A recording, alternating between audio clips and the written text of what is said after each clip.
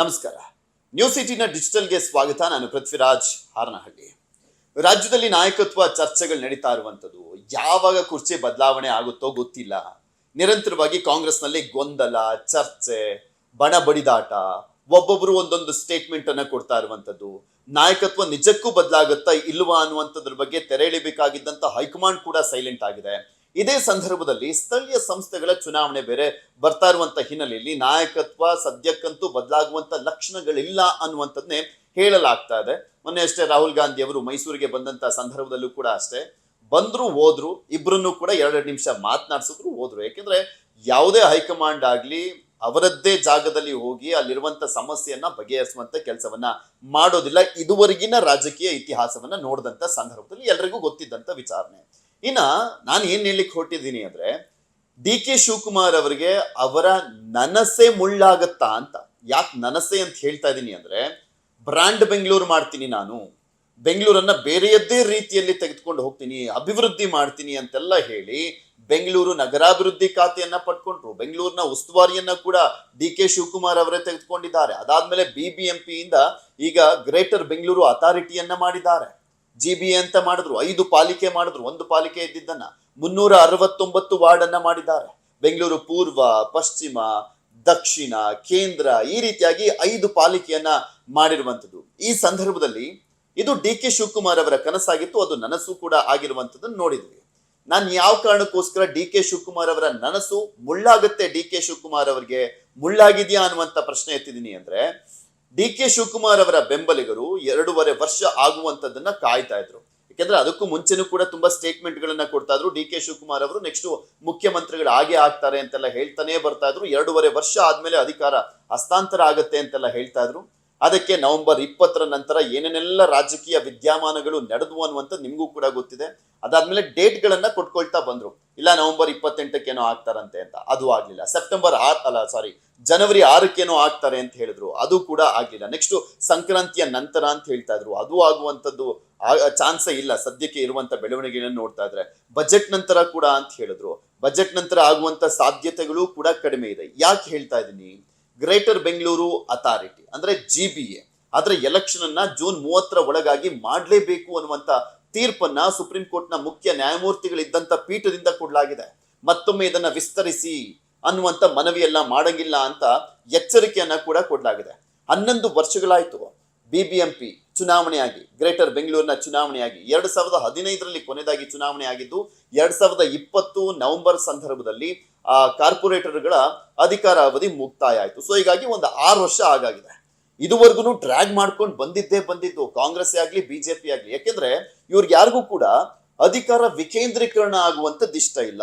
ಎಲ್ಲವೂ ಕೂಡ ಇವ್ರಿಗೆ ಸಿಗ್ಬೇಕು, ಯಾವುದೇ ಪರ್ಸೆಂಟೇಜ್ ಇದ್ರೂ ಕೂಡ ಇವ್ರಿಗೆ ಸಿಗ್ಬೇಕು, ಜನ ಏನ್ ಕೇಳಂಗಿದ್ರು ಇವ್ರನ್ನೇ ಕೇಳಬೇಕು. ಯಾಕೆಂದ್ರೆ ಕಾರ್ಪೊರೇಟರ್ ಆಯ್ಕೆ ಆದಂತ ಸಂದರ್ಭದಲ್ಲಿ ಬರುವಂತ ದುಡ್ಡೆಲ್ಲ ಮಿಸ್ ಆಗ್ಬಿಡುತ್ತೆ ಅನ್ನುವಂತ ಒಂದು ಸ್ವಾರ್ಥ ಕಾಂಗ್ರೆಸ್ BJP ಅಂತಲ್ಲ, ಎಲ್ಲಾ ರಾಜಕಾರಣಿಗಳಿಗೂ, ಸ್ಪೆಷಲಿ ಕಾಂಗ್ರೆಸ್ BJP JDS ಎಲ್ಲಾ ಶಾಸಕರು ಇದರಲ್ಲಿ ಒಗ್ಗಟ್ಟಾಗಿದ್ರು. ಈ ವಿಚಾರದಲ್ಲಿ ಮಾತ್ರ ಕಾರ್ಪೊರೇಷನ್ ಎಲೆಕ್ಷನ್ ಆಗ್ಬಾರ್ದು ಅನ್ನುವಂತ ನಿಟ್ಟಿನಲ್ಲಿ ಫೈನಲಿ ಕಾರ್ಪೊರೇಟರ್ಗಳು, ಎಕ್ಸ್ ಕಾರ್ಪೊರೇಟರ್ಗಳು ಸುಪ್ರೀಂ ಕೋರ್ಟ್ ಮೆಟ್ಟಿಲೇರಿ ಸಾಕಷ್ಟು ಒದ್ದಾಡಿ ಫೈನಲಿ ಸುಪ್ರೀಂ ಕೋರ್ಟ್ ಕೂಡ ಈಗ ತೀರ್ಪನ್ನ ಕೊಡುವಂತ ಹಂತಕ್ಕೆ ಬಂತು. ಸೊ ಹೀಗಾಗಿ ಜನವರಿ 30ರ ಒಳಗಾಗಿ GBA ಎಲೆಕ್ಷನ್ ಏನೋ ಆಗತ್ತೆ. ಇಲ್ಲಿ ಡಿ ಕೆ ಶಿವಕುಮಾರ್ ಅವ್ರಿಗೆ ಏನಪ್ಪಾ ಸವಾಲು ಅಂದ್ರೆ, ಡಿ ಕೆ ಶಿವಕುಮಾರ್ ಅವರು 2.5 ವರ್ಷಕ್ಕೆ ನಾನು ಮುಖ್ಯಮಂತ್ರಿ ಆಗ್ತೇನೆ ಅಂತ ಅನ್ಕೊಂಡಿದ್ರು, ಅದು ಕೂಡ ಆಗ್ಲಿಲ್ಲ. ಅಟ್ಲೀಸ್ಟ್ ಅವರು ಕೊನೆಯದಾಗಿ ಅಂದ್ರೆ ದೇವರಾಜು ಅರಸು ಅವರ ಒಂದು ದಾಖಲೆಯನ್ನ ಮುಗಿದ ಬಳಿಕ ಆಗ್ತೀನಿ ಅನ್ಕೊಂಡಿದ್ರು, ಅದು ಕೂಡ ಆಗ್ಲಿಲ್ಲ. ಹೋಗ್ಲಿ 17ನೇ ಬಜೆಟ್ ಅನ್ನು CM ಸಿದ್ದರಾಮಯ್ಯನವರು ಮುಗಿಸಿದ ಬಳಿಕನಾದ್ರೂ ಆಗ್ತೀನಿ ಅಂತ ಅನ್ಕೊಳ್ತಾ ಇದ್ರು. ಆದ್ರೆ ಆಗುವಂತ ಸಾಧ್ಯತೆ ತುಂಬಾ ಕಡಿಮೆ ಇದೆ. ಯಾಕೆಂದ್ರೆ ಒಬ್ಬ ಮಾಸ್ ಲೀಡರ್ ಆಗಿರುವಂತದ್ದು ಸಿದ್ದರಾಮಯ್ಯನವರು, ಮಾಸ್ ಲೀಡರ್ ಆಗಿರುವಂತವ್ರನ್ನ ಬಜೆಟ್ ಆದ ಬಳಿಕ ಜೂನ್ 30ರ ಒಳಗಾಗಿ BBMP ಎಲೆಕ್ಷನ್ ಆಗ್ಬೇಕಾಗಿರುವಂತ ಹಿನ್ನೆಲೆಯಲ್ಲಿ ಬರೀ 2 ತಿಂಗಳಲ್ಲಿ ಸ್ಥಳೀಯ ಸಂಸ್ಥೆ ಚುನಾವಣೆ ಇರುವಂತ ಟೈಮ್ನಲ್ಲಿ ಯಾವುದೇ ಪಕ್ಷ ಬದಲಾವಣೆ ಮಾಡೋದಿಲ್ಲ. ಬಿಕಾಸ್ ಮಾಸ್ ಲೀಡರ್ ಅನ್ನುವಂಥವ್ರನ್ನ ಕೆಳಗಿಳಿಸಿದಂತ ಸಂದರ್ಭದಲ್ಲಿ ಅಲ್ಲಿ ಸಹಜವಾಗಿ ವೋಟ್ ಡಿಸ್ಟರ್ಬೆನ್ಸ್ ಆಗೇ ಆಗತ್ತೆ, ಡೆಂಟ್ ಆಗೇ ಆಗತ್ತೆ ಅನ್ನುವಂಥದ್ದು ಮೊದಲೇ ನುರಿತ ಪಕ್ಷವಾಗಿರುವಂತ ಕಾಂಗ್ರೆಸ್ಗೆ ಚೆನ್ನಾಗೇ ಗೊತ್ತಿದೆ. ಸೊ ಹೀಗಾಗಿ GBA ಎಲೆಕ್ಷನ್ ಆಗೋವರೆಗೂ, ಸ್ಥಳೀಯ ಸಂಸ್ಥೆಗಳ ಚುನಾವಣೆ ಆಗೋವರೆಗೂ ಡಿ ಕೆ ಶಿವಕುಮಾರ್ ಅವರು ಕಾಯಲೇಬೇಕಾದಂತ ಸಂದರ್ಭ ಬಂದೊದಗಿದೆ. ಆದ್ರೆ ಜೊತೆಗೆ ನೋಡೋದಾದ್ರೆ GBA ಎಲೆಕ್ಷನ್ ತುಂಬಾ ಸವಾಲಿನದ್ದು ಡಿ ಕೆ ಶಿವಕುಮಾರ್ ಅವರಿಗೆ. ಇಲ್ಲಿ ನಗರಾಭಿವೃದ್ಧಿ ಖಾತೆ ಬೇಕು, ಬೆಂಗಳೂರನ್ನ ಅಭಿವೃದ್ಧಿ ಮಾಡ್ತೀನಿ, ಬ್ರಾಂಡ್ ಬೆಂಗಳೂರಾಗಿ ಮಾಡ್ತೀನಿ, ವಿಶ್ವ ಮಟ್ಟದಲ್ಲಿ ಬೆಂಗಳೂರನ್ನ ಗುರ್ಸ್ಕೊಳ್ಳೋ ರೀತಿಯಲ್ಲಿ ಮಾಡ್ತೀನಿ ಅಂತೆಲ್ಲ ಹೇಳಿ ಬೆಂಗಳೂರು ಯಾವ ಪರಿಸ್ಥಿತಿಲಿದೆ ಎಲ್ರಿಗೂ ಗೊತ್ತಿರುವಂತದ್ದೇ. ಸೊ ಇಂಥ ಸಂದರ್ಭದಲ್ಲಿ 5 ಪಾಲಿಕೆ ಮಾಡಿದ್ದಾರೆ.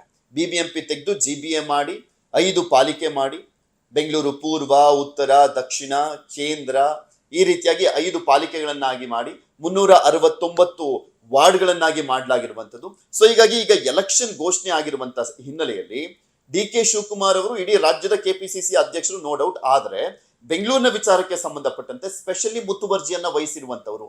ಸೊ ಈಗ ಬೆಂಗಳೂರಿನ ಎಲೆಕ್ಷನ್ ಬರ್ತಾ ಇರುವಂತ ಹಿನ್ನೆಲೆಯಲ್ಲಿ, GBA ಎಲೆಕ್ಷನ್ ಇರುವಂತ ಹಿನ್ನೆಲೆಯಲ್ಲಿ ಇಲ್ಲಿ DK ಶಿವಕುಮಾರ್ ತಮ್ಮ ಶಕ್ತಿಯನ್ನ ಹೊರಗಿಳಿಬೇಕಾಗಿದೆ.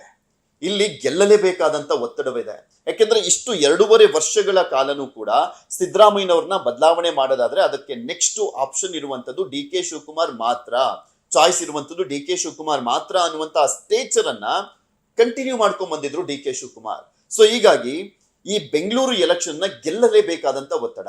5 ಪಾಲಿಕೆ ಇದೆ, ಮಿನಿಮಮ್ 3 ಪಾಲಿಕೆಯಲ್ಲಿ ಗೆಲ್ಲಬೇಕಾಗಿದೆ DK ಶಿವಕುಮಾರ್ ಅವರು. ಗೆದ್ದು ನಾನು ಇನ್ನೂ ತುಂಬಾ ಪವರ್ಫುಲ್ ಆಗಿದ್ದೀನಿ, ಬೆಂಗಳೂರಿನ ಉಸ್ತುವಾರಿ ವಹಿಸಿಕೊಂಡಿದ್ದೆ, ಬೆಂಗಳೂರಿನ ಜವಾಬ್ದಾರಿ ತಗೊಂಡಿದ್ದೆ, ನಗರ ಪ್ರದೇಶದ ಮತದಾರರನ್ನ ಓಲೈಸಿದ್ದೀನಿ, ನಗರ ಪ್ರದೇಶದ ಮತದಾರರ ಮನಸ್ಸಲ್ಲಿ ಕಾಂಗ್ರೆಸ್ ಅನ್ನ ಬಿಟ್ಟಿದ್ದೀನಿ, ಇಲ್ಲಿ ನಮ್ಮ ಕಾರ್ಪೊರೇಟರ್ಗಳು ಗೆಲ್ಲುವಂತೆ ಮಾಡಿದ್ದೇನೆ ಅನ್ನುವಂಥದ್ದನ್ನ ಹೇಳ್ತಾ ತನ್ನ ಶಕ್ತಿಯನ್ನ, ತನ್ನ ಕ್ಲೈಮ್ ಶಕ್ತಿಯನ್ನ, ಮುಖ್ಯಮಂತ್ರಿ ಆಗಬೇಕಾದ ಒಂದು ಕನಸನ್ನ ಕಂಡಿದ್ದಾರಲ್ಲ ಅದನ್ನ ಇನ್ನೂ ಜಾಸ್ತಿ ಮಾಡ್ಕೊಬಹುದು DK ಶಿವಕುಮಾರ್ ಅವರು.